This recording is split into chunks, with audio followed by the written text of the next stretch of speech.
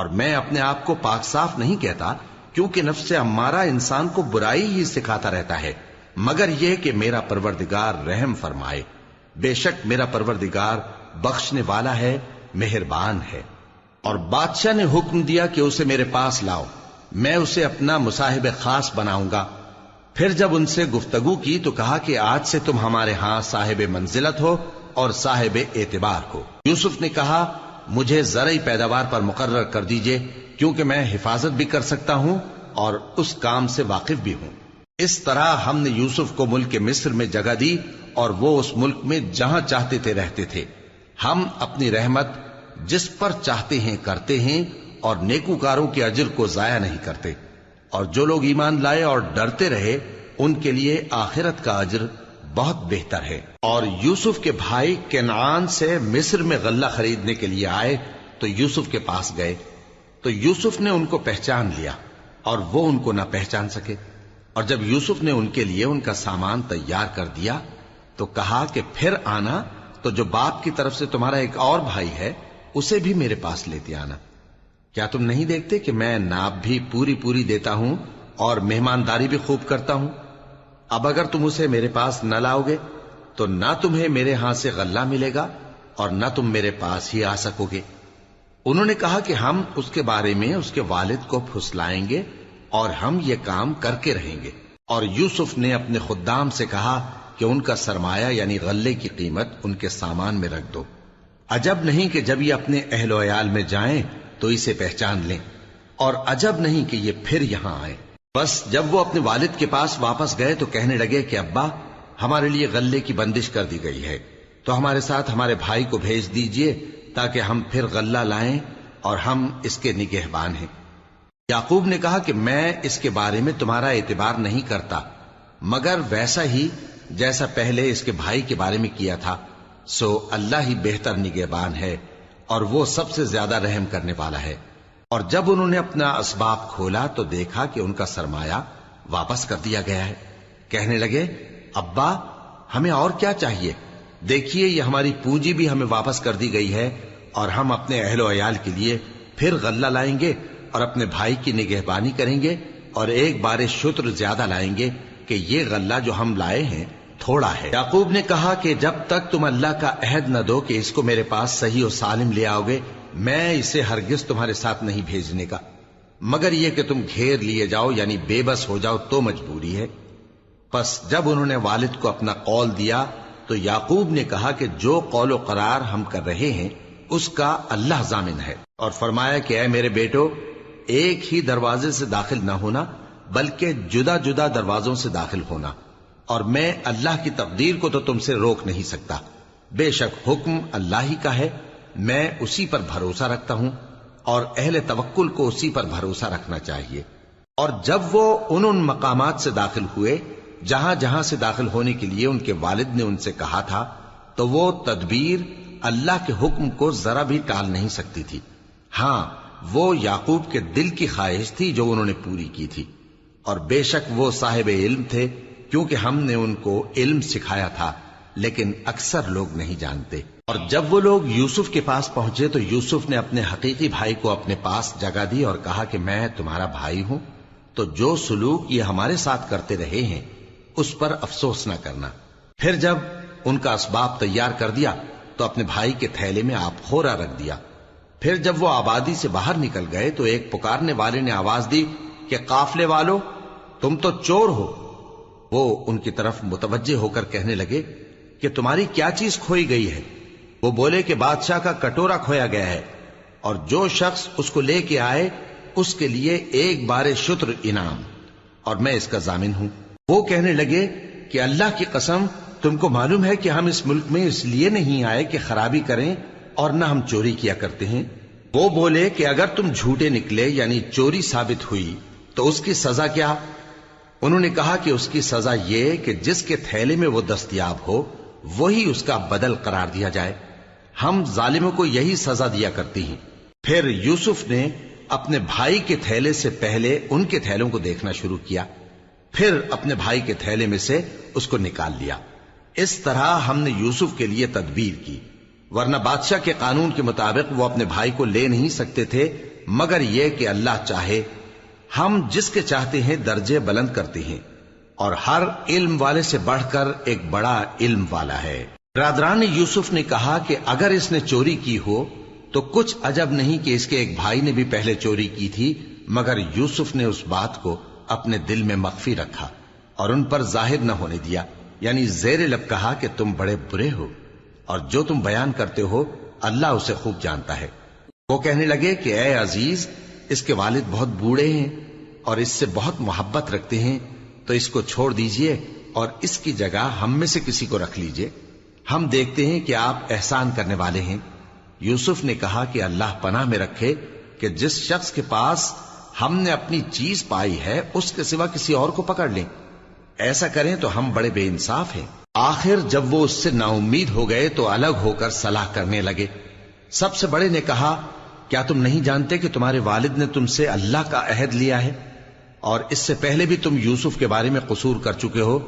تو جب تک والد صاحب مجھے اجازت نہ دیں میں تو اس جگہ سے ہلنے کا نہیں، یا اللہ میرے لیے کوئی فیصلہ کرے، اور وہ سب سے بہتر فیصلہ کرنے والا ہے۔ تم سب والد صاحب کے پاس واپس جاؤ اور کہو کہ ابا، آپ کے صاحبزادے نے وہاں جا کر چوری کی، اور ہم نے تو اپنی دانست کے مطابق آپ سے اس کے لے آنے کا عہد کیا تھا، مگر ہم غیب کی باتوں کے جاننے اور یاد رکھنے والے تو نہیں تھے، اور جس بستی میں ہم ٹھہرے تھے وہاں سے، یعنی اہل مصر سے، اور جس قافلے میں آئے ہیں اس سے دریافت کر لیجئے، اور ہم اس بیان میں بالکل سچے ہیں۔ جب انہوں نے یہ بات یعقوب سے آ کر کہی تو انہوں نے کہا کہ حقیقت یوں نہیں ہے، بلکہ یہ بات تم نے اپنے دل سے بنا لی ہے، تو صبر ہی بہتر ہے۔ عجب نہیں کہ اللہ ان سب کو میرے پاس لے آئے، بے شک وہ علم والا ہے، حکمت والا ہے۔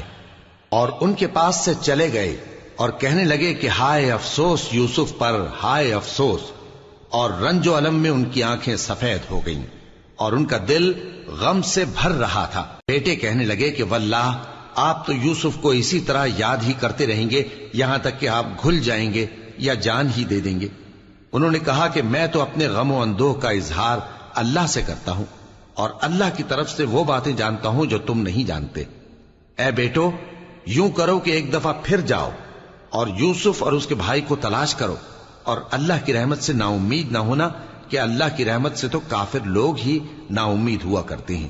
پھر جب وہ یوسف کے پاس گئے تو کہنے لگے کہ اے عزیز، ہمیں اور ہمارے اہل و عیال کو بڑی تکلیف ہو رہی ہے، اور ہم یہ تھوڑا سا سرمایہ لائے ہیں، آپ ہمیں اس کے عوض پورا غلہ دے دیجئے اور ہم پر خیرات کیجئے کہ اللہ خیرات کرنے والوں کو ثواب دیتا ہے۔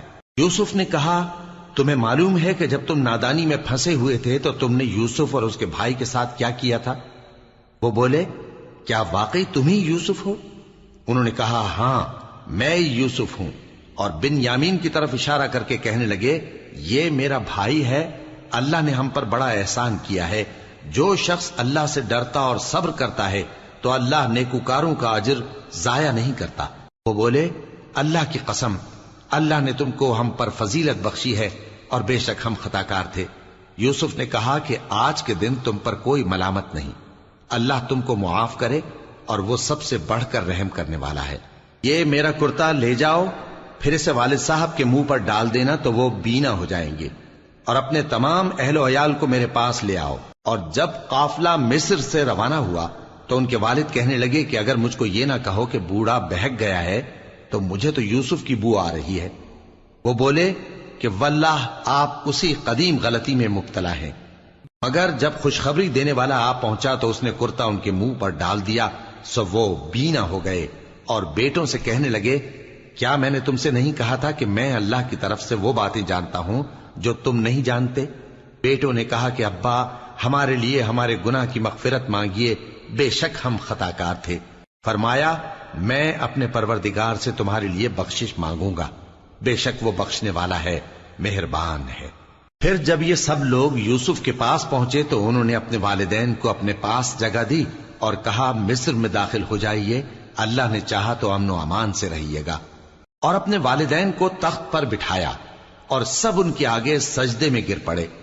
اور اس وقت یوسف نے کہا، ابا جان، یہ میرے اس خواب کی تعبیر ہے جو میں نے پہلے بچپن میں دیکھا تھا، میرے پروردگار نے اسے سچ کر دیا اور اس نے مجھ پر بہت سے احسان کیے ہیں کہ مجھ کو قید خانے سے نکالا، اور اس کے بعد کہ شیطان نے مجھ میں اور میرے بھائیوں میں فساد ڈال دیا تھا، آپ کو گاؤں سے یہاں لایا۔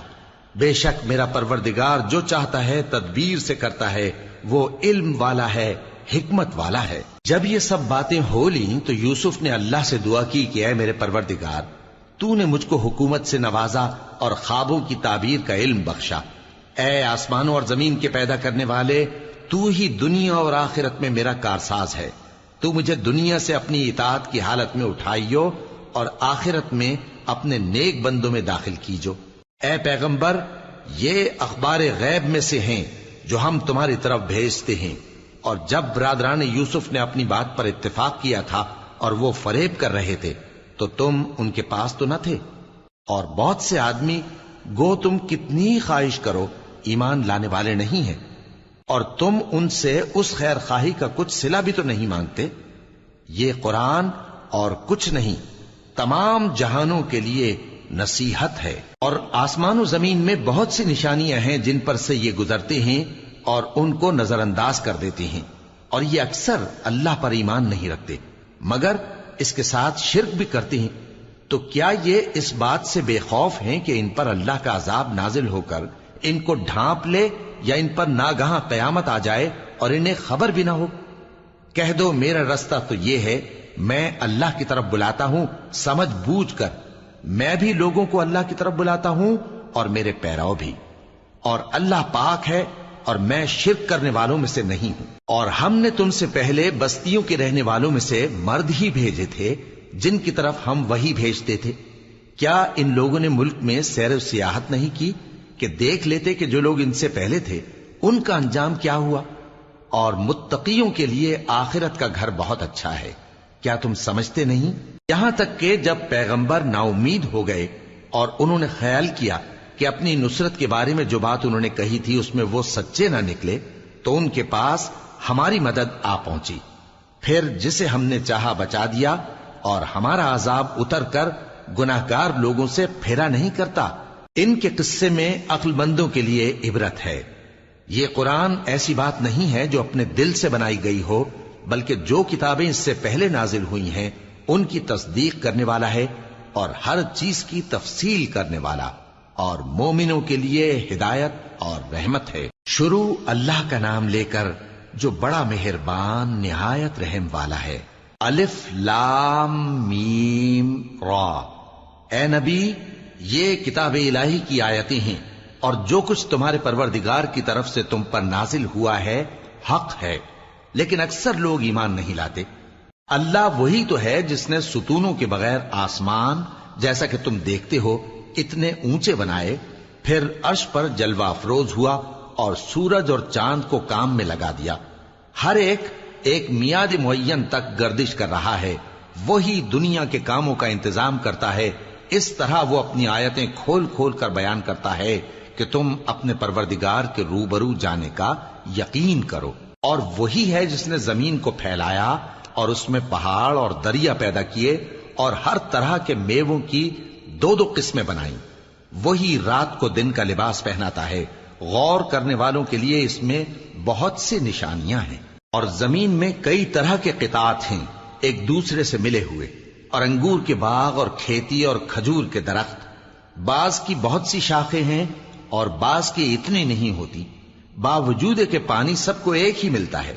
اور ہم بعض میووں کو بعض پر لذت میں فضیلت دیتی ہیں، اور اس میں سمجھنے والوں کے لیے بہت سی نشانیاں ہیں۔ اگر تم عجیب بات سننی چاہو تو کافروں کا یہ کہنا عجیب ہے کہ جب ہم مر کر مٹی ہو جائیں گے تو کیا از سر نو پیدا ہوں گے؟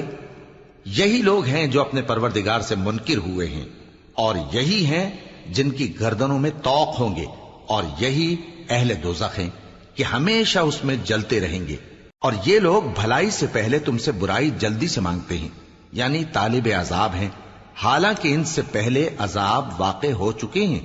اور تمہارا پروردگار لوگوں کو باوجود ان کی بے انصافیوں کے معاف کرنے والا ہے، اور بے شک تمہارا پروردگار سخت عذاب دینے والا ہے۔ اور کافر لوگ کہتے ہیں کہ اس پیغمبر پر اس کے پروردگار کی طرف سے کوئی نشانی کیوں نازل نہیں ہوئی؟ اے نبی، تم تو صرف خبردار کرنے والے ہو، اور ہر ایک قوم کے لیے رہنما ہوا کرتا ہے۔ اللہ ہی اس بچے سے واقف ہے جو عورت کے پیٹ میں ہوتا ہے، اور وہی پیٹ کے سکڑنے اور بڑھنے سے بھی واقف ہے، اور ہر چیز کا اس کے ہاں ایک اندازہ مقرر ہے۔ وہ چھپی اور ظاہر چیزوں کا جاننے والا ہے، سب سے بزرگ ہے، عالی رتبہ ہے۔ کوئی تم میں سے چپکے سے بات کہے یا پکار کر، یا رات کو کہیں چھپ جائے یا دن کی روشنی میں کھلم کھلا چلے پھرے، اللہ کے نزدیک برابر ہے۔ اس کے آگے اور پیچھے اللہ کے چوکیدار ہیں جو اللہ کے حکم سے اس کی نگرانی کرتے ہیں۔ اللہ اس نعمت کو جو کسی قوم کو حاصل ہے نہیں بدلتا جب تک کہ وہ اپنی حالت کو نہ بدلے، اور جب اللہ کسی قوم کے ساتھ برائی کا ارادہ کرتا ہے تو وہ پھر نہیں سکتی، اور اللہ کے سوا ان کا کوئی مددگار نہیں ہوتا۔ وہی تو ہے جو تم کو ڈرانے اور امید دلانے کے لیے بجلی دکھاتا اور بھاری بھاری بادل پیدا کرتا ہے، اور رعد اور فرشتے سب اس کے خوف سے اس کی تسبیح و تحمید کرتے رہتے ہیں۔ اور وہی بجلیاں بھیجتا ہے، پھر جس پر چاہتا ہے گرا بھی دیتا ہے، جبکہ وہ اللہ کے بارے میں جھگڑتے ہیں، اور وہ بڑی قوت والا ہے۔ کام کا پکارنا تو اسی کا ہے، اور جن کو یہ لوگ اس کے سوا پکارتے ہیں وہ ان کی پکار کو کسی طرح قبول نہیں کرتے، مگر اس شخص کی طرح جو اپنے دونوں ہاتھ پانی کی طرف پھیلا دے تاکہ دور ہی سے اس کے منہ تک آ پہنچے، حالانکہ وہ اس تک کبھی بھی نہیں آ سکتا۔ اور اسی طرح کافروں کی پکار بیکار ہے۔ اور جتنی مخلوقات آسمانوں اور زمین میں ہے، خوشی سے یا ناخوشی سے اللہ کے آگے سجدہ کرتی ہے، اور ان کے سائے بھی صبح و شام سجدے کرتے ہیں۔ ان سے پوچھو کہ آسمانوں اور زمین کا پروردگار کون ہے؟ تم ہی کہہ دو کہ اللہ۔ ان سے کہو کہ کیا تم نے اللہ کو چھوڑ کر ایسے لوگوں کو کارساز بنایا ہے جو خود اپنے نفع و نقصان کا بھی اختیار نہیں رکھتے؟ کہو کیا اندھا اور آنکھوں والا برابر ہیں، یا اندھیرا اور اجالا برابر ہو سکتا ہے؟ بھلا ان لوگوں نے جن کو اللہ کا شریک مقرر کیا ہے، کیا انہوں نے اللہ کسی مخلوقات پیدا کی ہے جس کے سبب ان کے لیے مخلوقات مشتبہ ہو گئی ہے؟ کہہ دو کہ اللہ ہی ہر چیز کا پیدا کرنے والا ہے، اور وہ یکتا ہے، بڑا زبردست ہے۔ اسی نے آسمان سے مے برسایا، پھر اس سے اپنے اپنے اندازے کے مطابق نالے بہ نکلے، پھر پانی پر پھولا ہوا جھاگ آ گیا۔ اور جس چیز کو زیور یا کوئی اور سامان بنانے کے لیے آگ میں تپاتے ہیں اس میں بھی ایسا ہی جھاگ ہوتا ہے۔ اس طرح اللہ حق و باطل کی مثال بیان فرماتا ہے۔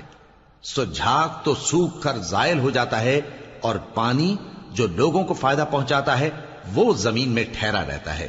اس طرح اللہ صحیح اور غلط کی مثالیں بیان فرماتا ہے تاکہ تم سمجھو۔ جن لوگوں نے اللہ کے حکم کو قبول کیا ان کی حالت بہت بہتر ہوگی، اور جنہوں نے اس کو قبول نہ کیا، اگر روئے زمین کے سب خزانے ان کے اختیار میں ہوں تو وہ سب کے سب اور ان کے ساتھ اتنے ہی اور نجات کے بدلے میں صرف کر ڈالیں، مگر نجات کہاں؟ ایسے لوگوں کا حساب بھی برا ہوگا، اور ان کا ٹھکانہ بھی دوزخ ہے، اور وہ بری جگہ ہے۔ بھلا جو شخص یہ جانتا ہے کہ جو کچھ تمہارے پروردگار کی طرف سے تم پر نازل ہوا ہے حق ہے، وہ اس شخص کی طرح ہے جو اندھا ہے، اور سمجھتے تو وہی ہیں جو عقل مند ہیں، جو اللہ کے عہد کو پورا کرتے ہیں اور قول و قرار کو نہیں توڑتے، اور جن رشتوں کے جوڑے رکھنے کا اللہ نے حکم دیا ان کو جوڑے رکھتے، اور اپنے پروردگار سے ڈرتے رہتے اور برے حساب سے خوف رکھتے ہیں، اور جو اپنے پروردگار کی خوشنودی حاصل کرنے کے لیے مصائب پر صبر کرتے ہیں اور نماز پڑھتے ہیں، اور جو مال ہم نے ان کو دیا ہے اس میں سے پوشیدہ اور ظاہر خرچ کرتے ہیں، اور نیکی سے برائی کو دور کرتے ہیں، یہی لوگ ہیں جن کے لیے عاقبت کا گھر ہے، یعنی ہمیشہ رہنے کے باغات جن میں وہ داخل ہوں گے، اور ان کے باپ دادوں اور بیویوں اور اولاد میں سے جو نیکوکار ہوں گے وہ بھی بہشت میں جائیں گے، اور فرشتے بہشت کے ہر ایک دروازے سے ان کے پاس آئیں گے اور کہیں گے تم پر سلام ہو، یہ تمہاری ثابت قدمی کا بدلہ ہے، اور عاقبت کا گھر خوب گھر ہے۔ اور جو لوگ اللہ سے پختہ عہد کر کے اس کو توڑ ڈالتے اور جن رشتوں کے جوڑے رکھنے کا اللہ نے حکم دیا ہے ان کو قطع کر دیتے اور ملک میں فساد کرتے ہیں، ایسوں پر لعنت ہے اور ان کے لیے برا انجام ہے۔ اللہ جس کا چاہتا ہے رزق فراخ کر دیتا ہے اور جس کا چاہتا ہے تنگ کر دیتا ہے۔ اور کافر لوگ دنیا کی زندگی پر خوش ہو رہے ہیں، اور دنیا کی زندگی آخرت کے مقابلے میں بہت تھوڑا سامان ہے۔ اور کافر کہتے ہیں کہ اس پیغمبر پر اس کے پروردگار کی طرف سے کوئی نشانی کیوں نازل نہیں ہوئی؟ کہہ دو کہ اللہ جسے چاہتا ہے گمراہ کرتا ہے، اور جو اس کی طرف رجوع ہوتا ہے اس کو اپنی طرف کا رستہ دکھاتا ہے، یعنی ان کو جو ایمان لاتے اور جن کے دل اللہ کی یاد سے آرام پاتے ہیں ان کو۔ اور سن رکھو کہ اللہ کی یاد سے ہی دل آرام پاتے ہیں۔ جو لوگ ایمان لائے اور عمل نیک کیے ان کے لیے خوشحالی اور عمدہ ٹھکانہ ہے۔ جس طرح ہم پہلے پیغمبر بھیجتے رہے ہیں اسی طرح اے نبی ہم نے تم کو اس امت میں جس سے پہلے بہت سی امتیں گزر چکی ہیں بھیجا ہے، تاکہ تم ان کو وہ کتاب جو ہم نے تمہاری طرف بھیجی ہے پڑھ کر سنا دو۔ اور یہ لوگ رحمان کو نہیں مانتے۔ کہہ دو وہی تو میرا پروردگار ہے، اس کے سوا کوئی معبود نہیں، میں اسی پر بھروسہ رکھتا ہوں اور اسی کی طرف رجوع کرتا ہوں۔ اور اگر کوئی قرآن ایسا ہوتا کہ اس کی تاثیر سے پہاڑ چل پڑتے یا زمین پھٹ جاتی یا مردوں سے کلام کر سکتے تو کیا یہ لوگ ایمان لے آتے؟ بات یہ ہے کہ سب باتیں اللہ کے اختیار میں ہیں، تو کیا مومنوں کو اس سے اطمینان نہیں ہوا کہ اگر اللہ چاہتا تو سب لوگوں کو ہدایت کے رستے پر چلا دیتا؟ اور کافروں پر ہمیشہ ان کے اعمال کے بدلے آفت آتی رہے گی یا ان کے مکانات کے قریب نازل ہوتی رہے گی یہاں تک کہ اللہ کا وعدہ آ پہنچے۔ بے شک اللہ وعدہ خلاف نہیں کرتا۔ اور تم سے پہلے بھی رسولوں کے ساتھ تمسخر ہوتے رہے ہیں، تو میں نے کافروں کو مہلت دی، پھر میں نے ان کو پکڑ لیا، سو دیکھ لو کہ میرا عذاب کیسا رہا۔ تو کیا وہ جو ہر شخص کے اعمال کا نگراں و نگہبان ہے وہ بتوں کی طرح بے علم و بے خبر ہو سکتا ہے؟ اور ان لوگوں نے اللہ کے شریک مقرر کر رکھے ہیں۔ ان سے کہو کہ ذرا ان کے نام تو لو۔ کیا تم اسے ایسی چیزیں بتاتے ہو جو روئے زمین پر ہیں اور اسے معلوم نہیں، یا تم لوگ محض سطحی بات کی تقلید کرتے ہو؟ اصل یہ ہے کہ کافروں کو ان کے فریب خوبصورت معلوم ہوتے ہیں اور وہ ہدایت کے رستے سے روک لیے گئے ہیں، اور جسے اللہ گمراہ رہنے دے اسے کوئی ہدایت کرنے والا نہیں۔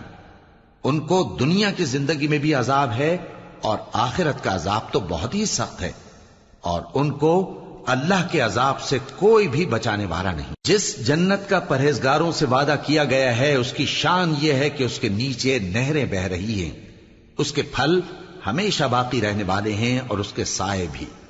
یہ ان لوگوں کا انجام ہے جو متقی ہیں، اور کافروں کا انجام دوزخ ہے۔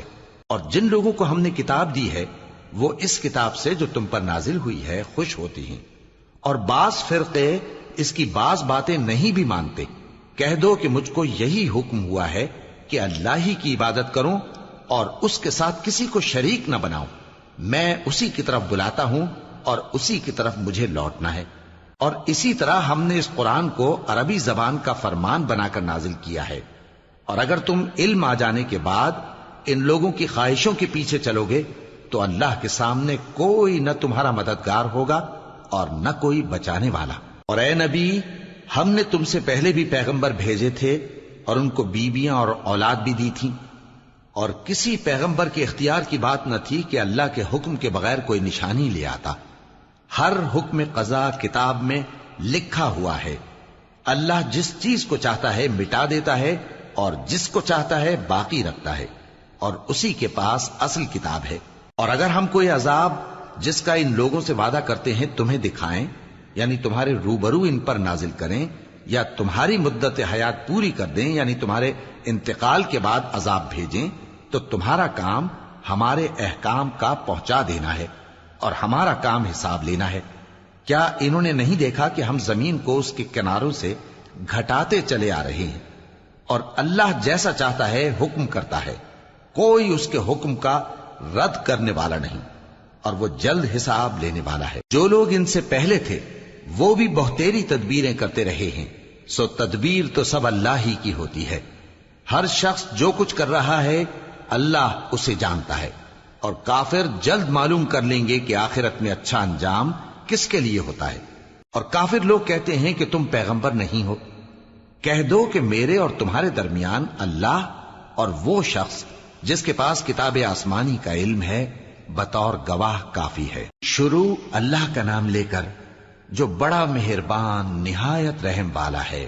الف لام را، یہ ایک پر نور کتاب ہے، اس کو ہم نے تم پر اس لیے نازل کیا ہے کہ تم لوگوں کو اندھیروں سے نکال کر روشنی کی طرف لے جاؤ، یعنی ان کے پروردگار کے حکم سے عزت والے خوبیوں والے مالک کے راستے کی طرف، یعنی اس اللہ کے راستے کی طرف کہ جو کچھ آسمانوں اور زمین میں ہے سب اسی کا ہے، اور ان کافروں کے لیے عذاب شدید کی وجہ سے تباہی اور بربادی مقدر ہے، جو آخرت کے مقابلے میں دنیاوی زندگی کو پسند کرتے اور لوگوں کو اللہ کے راستے سے روکتے اور اس میں کجی چاہتے ہیں۔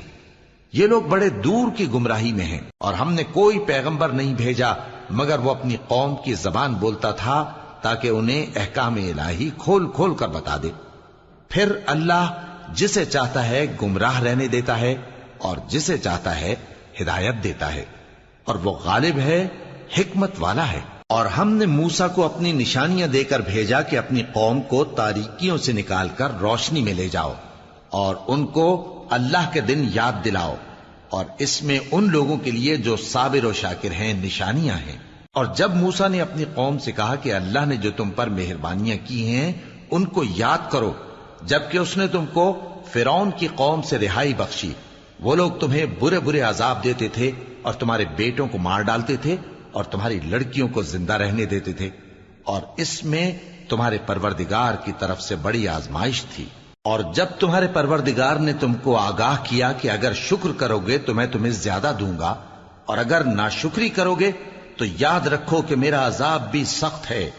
اور موسیٰ نے صاف صاف کہہ دیا کہ اگر تم اور جتنے اور لوگ زمین میں ہیں سب کے سب ناشکری کرو تو بھی اللہ بے نیاز ہے، قابل تعریف ہے۔ بھلا تم کو ان لوگوں کے حالات کی خبر نہیں پہنچی جو تم سے پہلے تھے، یعنی نوح اور عاد اور سمود کی قوم اور جو ان کے بعد تھے، جن کا علم اللہ کے سوا کسی کو نہیں۔ جب ان کے پاس ان کے پیغمبر نشانیاں لے کر آئے تو انہوں نے اپنے ہاتھ ان کے منہوں پر رکھ دیے کہ خاموش رہو، اور کہنے لگے کہ ہم تو تمہاری رسالت کو تسلیم نہیں کرتے، اور جس چیز کی طرف تم ہمیں بلاتے ہو ہم کو اس میں بھاری شک ہے۔ ان کے پیغمبروں نے کہا، کیا تم کو اللہ کے بارے میں شک ہے جو آسمانوں اور زمین کا پیدا کرنے والا ہے؟ وہ تمہیں اس لیے بلاتا ہے کہ تمہارے گناہ بخشے اور ایک مدت مقرر تک تم کو مہلت دے۔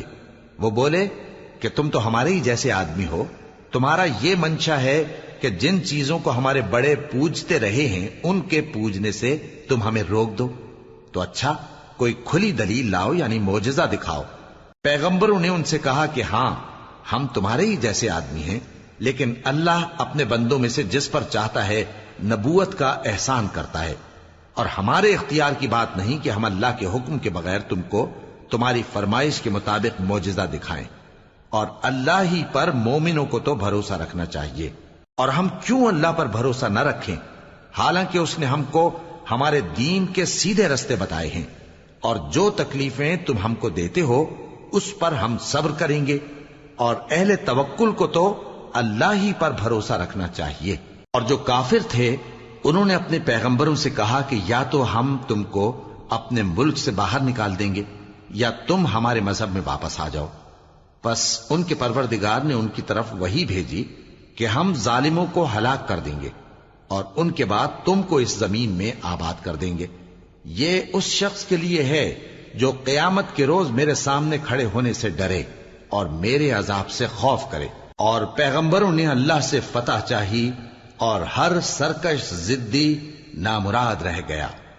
اس کے پیچھے دوزخ ہے اور اسے پیپ والا پانی پلایا جائے گا، وہ اس کو گھونٹ گھونٹ کر کے پیے گا اور گلے سے نہیں اتار سکے گا، اور ہر طرف سے اسے موت آ رہی ہوگی مگر وہ مرنے میں نہیں آئے گا، اور اس کے بعد سخت عذاب ہوگا۔ جن لوگوں نے اپنے پروردگار سے کفر کیا ان کے اعمال کی مثال راکھ کی سی ہے کہ آندھی کے دن اس پر زور کی ہوا چلے جو اسے اڑا لے جائے۔ اسی طرح جو کام وہ کرتے رہے ان پر ان کو کچھ قابو نہ ہوگا۔ یہی تو پرلے سرے کی گمراہی ہے۔ کیا تم نے نہیں دیکھا کہ اللہ نے آسمانوں اور زمین کو تدبیر سے پیدا کیا ہے؟ اگر وہ چاہے تو تم کو نابود کر دے اور تمہاری جگہ نئی مخلوق پیدا کر دے، اور یہ اللہ کو کچھ بھی مشکل نہیں۔ اور قیامت کے دن سب لوگ اللہ کے سامنے کھڑے ہوں گے تو غریب پیروکار بڑے بن بیٹھنے والوں سے کہیں گے کہ ہم تو تمہارے پیرو تھے، کیا تم اللہ کا کچھ عذاب ہم پر سے دفع کر سکتے ہو؟ وہ کہیں گے کہ اگر اللہ ہم کو ہدایت کرتا تو ہم تم کو ہدایت کرتے۔ اب ہم گھبراہٹ ظاہر کریں یا صبر کریں ہمارے حق میں برابر ہے، کوئی جگہ رہائی کی ہمارے لیے نہیں ہے۔ اور جب حساب کتاب کا کام فیصل ہو چکے گا تو شیطان کہے گا جو وعدہ اللہ نے تم سے کیا تھا وہ تو سچا تھا، اور جو وعدہ میں نے تم سے کیا تھا وہ جھوٹا تھا، اور میرا تم پر کسی طرح کا زور نہیں تھا۔ ہاں، میں نے تم کو گمراہی اور باطل کی طرف بلایا تو تم نے جلدی سے اور بے دلیل میرا کہنا مان لیا۔ تو آج مجھے ملامت نہ کرو، اپنے آپ ہی کو ملامت کرو۔ نہ میں تمہاری فریاد رسی کر سکتا ہوں اور نہ تم میری فریاد رسی کر سکتے ہو۔ میں اس بات سے انکار کرتا ہوں کہ تم پہلے مجھے شریک بناتے تھے۔ بے شک جو ظالم ہیں ان کے لیے درد دینے والا عذاب ہے۔ اور جو ایمان لائے اور عمل نیک کرتے رہے وہ بہشتوں میں داخل کیے جائیں گے جن کے نیچے نہریں بہ رہی ہیں۔ اپنے پروردگار کے حکم سے وہ ہمیشہ ان میں رہیں گے، وہاں وہ ہر ملاقات پر ایک دوسرے کو سلام کہیں گے۔ کیا تم نے نہیں دیکھا کہ اللہ نے کلمہ طیبہ کی کیسی مثال بیان فرمائی ہے؟ وہ ایسی ہے جیسے پاکیزہ درخت جس کی جڑ مضبوط ہو اور شاخیں آسمان میں پھیلی ہوں، وہ اپنے پروردگار کے حکم سے ہر موقع پر پھل لاتا ہو۔ اور اللہ لوگوں کے لیے مثالیں بیان فرماتا ہے تاکہ وہ نصیحت حاصل کریں۔ اور ناپاک بات یعنی غلط عقیدے کی مثال ناپاک درخت کی سی ہے کہ وہ زمین کے اوپر ہی سے اکھیڑ کر پھینک دیا جائے، اس کو ذرا بھی قرار و ثبات نہیں۔ اللہ مومنوں کے دلوں کو صحیح اور پکی بات سے دنیا کی زندگی میں بھی مضبوط رکھتا ہے اور آخرت میں بھی رکھے گا۔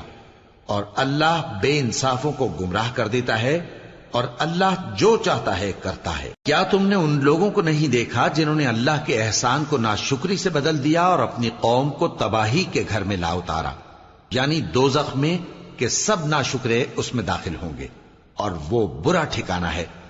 اور ان لوگوں نے اللہ کے شریک مقرر کیے کہ لوگوں کو اس کے رستے سے گمراہ کریں۔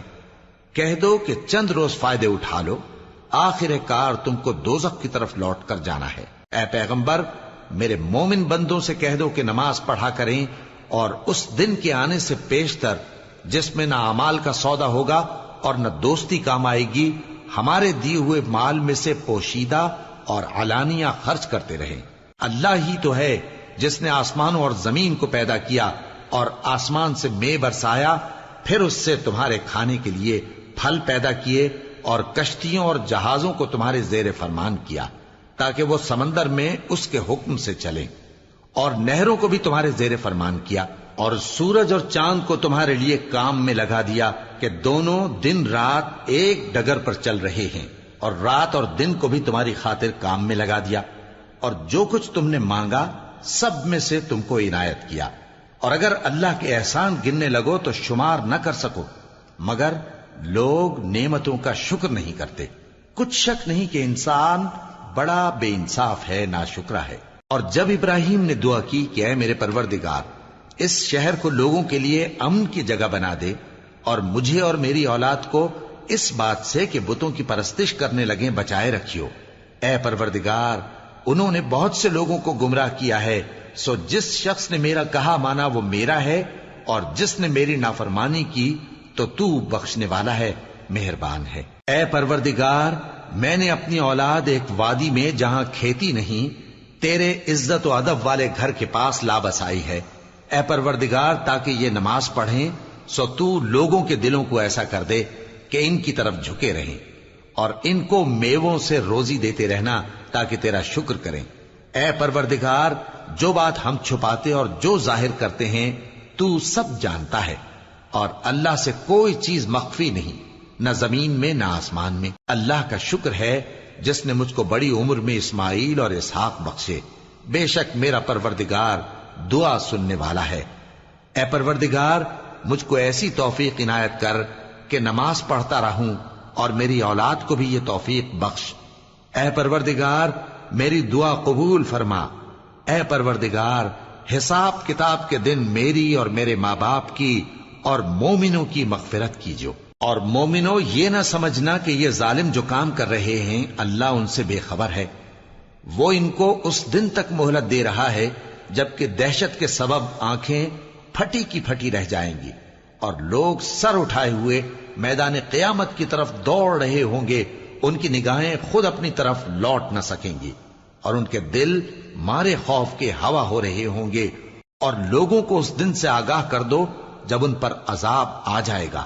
تب ظالم لوگ کہیں گے کہ اے ہمارے پروردگار، ہمیں تھوڑی سی مہلت عطا کر تاکہ ہم تیری دعوت توحید قبول کریں اور تیرے پیغمبروں کے پیچھے چلیں۔ تو جواب ملے گا، کیا تم پہلے قسمیں نہیں کھایا کرتے تھے کہ تم کو اس حال سے جس میں تم ہو زوال نہیں ہوگا؟ اور جو لوگ اپنے آپ پر ظلم کرتے تھے تم ان کے مکانوں میں رہتے تھے، اور تم پر ظاہر ہو چکا تھا کہ ہم نے ان لوگوں کے ساتھ کس طرح کا معاملہ کیا تھا، اور تمہارے سمجھانے کے لیے مثالیں بیان کر دی تھیں۔ اور انہوں نے بڑی بڑی تدبیریں کی، اور ان کی سب تدبیریں اللہ کے ہاں لکھی ہوئی ہیں۔ گو وہ تدبیریں ایسی غضب کی تھیں کہ ان سے پہاڑ بھی ٹل جائیں۔ تو ایسا خیال نہ کرنا کہ اللہ نے جو اپنے پیغمبروں سے وعدہ کیا ہے وہ اس کے خلاف کرے گا۔ بے شک اللہ زبردست ہے، بدلہ لینے والا ہے۔ جس دن یہ زمین دوسری ہی زمین بنا دی جائے گی اور آسمان بھی بدل دیے جائیں گے اور سب لوگ اللہ کے سامنے نکل کھڑے ہوں گے، جو یکتا ہے بڑا زبردست ہے۔ اور اس دن تم گناہگاروں کو دیکھو گے کہ زنجیروں میں جکڑے ہوئے ہیں، ان کے کرتے تارکول کے ہوں گے اور ان کے چہروں کو آگ لپٹ رہی ہوگی، یہ اس لیے کہ اللہ ہر شخص کو اس کے اعمال کا بدلہ دے۔ بے شک اللہ جلد حساب لینے والا ہے۔ یہ قرآن لوگوں کے نام اللہ کا پیغام ہے تاکہ ان کو اس سے ڈرایا جائے اور تاکہ وہ جان لیں کہ وہی اکیلا معبود ہے، اور تاکہ اہل عقل نصیحت حاصل کریں۔